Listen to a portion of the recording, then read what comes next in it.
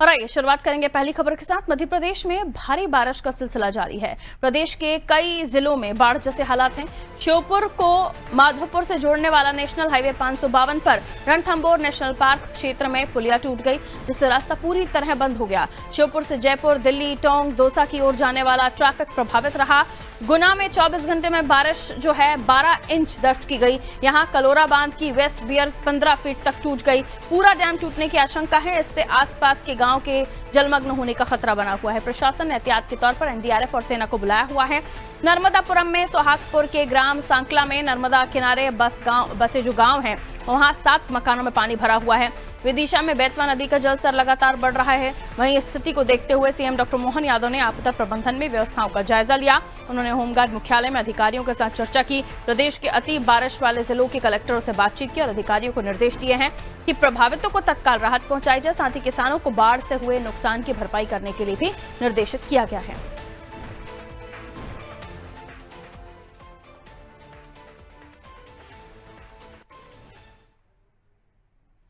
और खबर पर जानकारी के लिए दिव्या हमारे सहयोगी हमारे साथ जुड़ रहे हैं, उनसे हम और भी ज्यादा बातचीत कर लेंगे। दिव्या, देखिए लगातार बारिश का दौर जारी है, जगह जगह पर बाढ़ जैसे हालात बन रहे हैं। किसानों को नुकसान हो रहा है, आम आदमी को नुकसान हुआ है। मध्य प्रदेश का एक डैम भी प्रभावित हुआ है, जिसकी वजह से बाढ़ के हालात बन रहे हैं। टीमें तैनात की गई हैं, लेकिन मुख्यमंत्री का कड़ा एक्शन। जो भी प्रभावित है, चाहे किसान हो, आमजन हो, उनकी व्यवस्थाओं के लिए, उनकी परेशानियों को दूर करने के लिए निर्देशित कलेक्टरों को किया हुआ है। जाहिर है मौसम ऐसा हो रहा है, लगातार बारिश का दौर है, मुख्यमंत्री की चिंता स्वाभाविक है।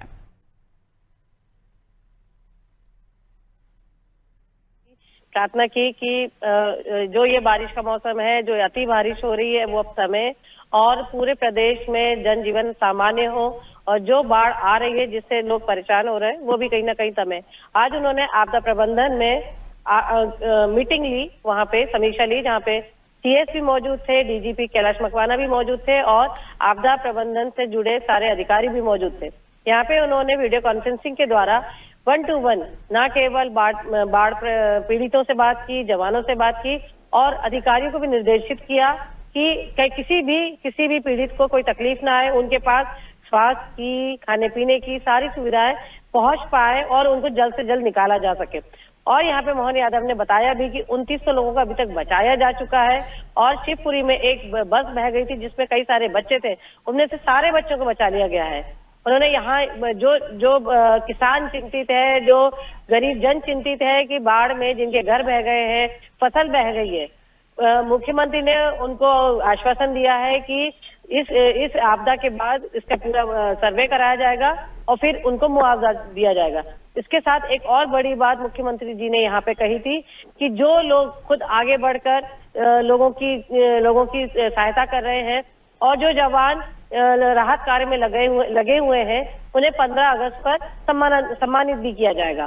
और इसके साथ उन्होंने ये भी कहा कि जो 2 जिलों में स्थिति खराब है उसके लिए उन्होंने सेना की मदद मांगी है केंद्र से, और हेलीकॉप्टर से लोगों को बचाया जा रहा है। पारुल, बिल्कुल, तो सेना के जवानों को तैनात भी किया गया है। वहीं एसडीआरएफ, एनडीआरएफ ने भी मोर्चा संभाला हुआ है।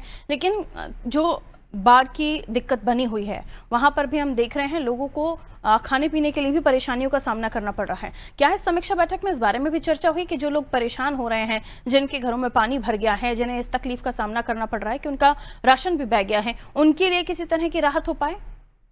जी बिल्कुल पारुल, मुख्यमंत्री ने इस बात पर बहुत चिंता जाहिर की और एक अधिकारी से बातचीत करके इस अपडेट को लिया है कि लोगों की स्थिति क्या है और ऐसा ना हो कि केवल बातें सतही हो। इसलिए उन्होंने बाढ़ प्रभावितों से बात भी की है और उनको इशारा किया है कि आपको कोई भी दिक्कत हो तो अधिकारियों से बात करिए और कोई तकलीफ हो तो मुझसे तक बात करिए।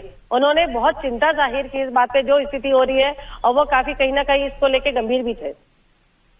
बिल्कुल, क्योंकि हमने देखा है कि जो अलग अलग जगहों पर स्थितियां बनी हुई हैं, कुछ तो घटनाएं भी हो रही हैं, लोगों के बह जाने की खबरें जैसे सामने आई और कई लोग पुलिया जहां पर पानी भरा हुआ है वहां से भी होकर गुजर रहे हैं, अपनी जान जोखिम में डाल रहे हैं। वहां पर यह भी कमी खली कि कोई वहां पर उन्हें बताने के लिए भी मौजूद नहीं था। जैसे कि हाल ही में जब हम चर्चा कर रहे थे सुबह के वक्त, तो ये सामने आया कि नर्मदा के जो घाटों के पास लोगों का इकट्ठा होना, सेल्फी लेना, रील्स बनाना, जबकि लोग जानते हैं कि वहां जलस्तर काफी बढ़ा हुआ है। ऐसी जगहों पर साइन बोर्ड होने के बावजूद भी जनता नहीं मान रही है। इसको लेकर क्या कोई कदम उठाने की बात हुई है?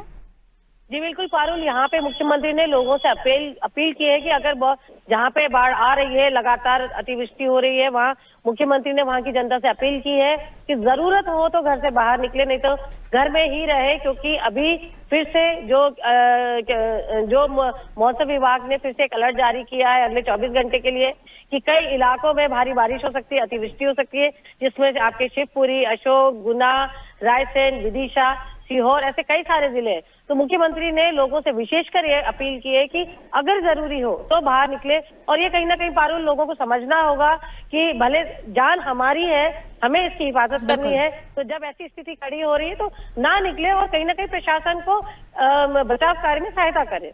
बहुत शुक्रिया दिव्या जानकारी के लिए। तो देखिए, प्रशासन अपना काम कर रहा है, लेकिन आम जनमानस के ऊपर भी ये जिम्मेदारियां हैं कि जीवन आपका है और आपको ऐसी जगहों से जाने के लिए बचना चाहिए। मुख्यमंत्री खुद एक्शन मोड में नजर आए, कलेक्टरों को निर्देशित किया कि जो प्रभावित है उन्हें राहत पहुंचाई जाए, किसानों का भी मुआवजा देने के लिए जल्द से जल्द आगे कदम बढ़ाए जाए। तो तमाम व्यवस्थाएं हैं जो की जा रही हैं, लेकिन उसके बावजूद भी हम देख रहे हैं कि कई ऐसी घटनाएं घट रही हैं, वो भी लापरवाही वश। और इसे आम जनता को ही समझना होगा कि जहां इस तरह के हालात बन रहे हैं उस जगह से आप दूरी बनाइए, ना कि सेल्फी या रील्स बनाने के लिए आप ऐसी जगहों के करीब पहुंचिए जहां पानी का फ्लो बढ़ेगा और आप बह जाएंगे।